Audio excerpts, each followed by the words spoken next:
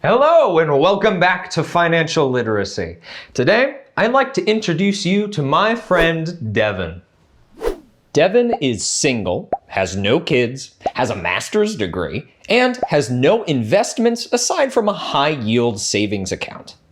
And that's great, but there is one problem. Devin has no idea how to fill out his tax return forms. Luckily for him, you have just recently finished your latest unit of financial literacy and now know all about taxation and tax forms. Now's the time to put that knowledge to the test and help Devin fill out his tax return.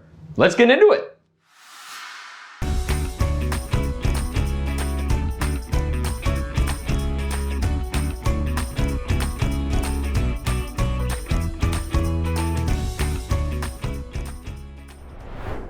In the wrap-up activity for this unit, Devin has collected all of this tax documentation that you'll need in order to help him fill out his tax return.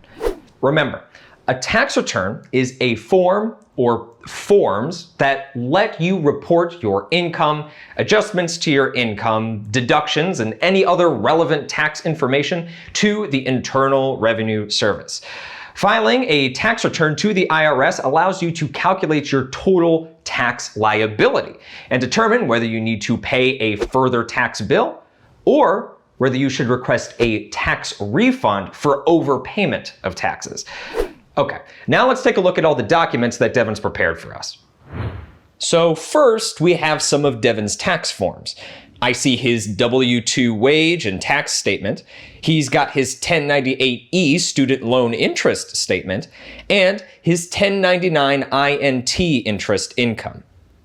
Then we have some of Devin's receipts. It looks like a receipt for paid real estate tax, one for paid personal property tax, and then a receipt for a clothing donation.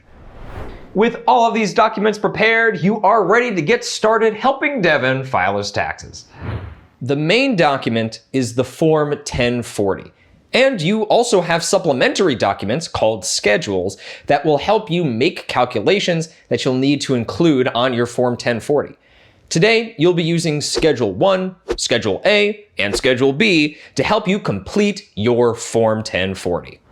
Now, some parts of the Form 1040 will ask for totals of different calculations that you've made on the schedules.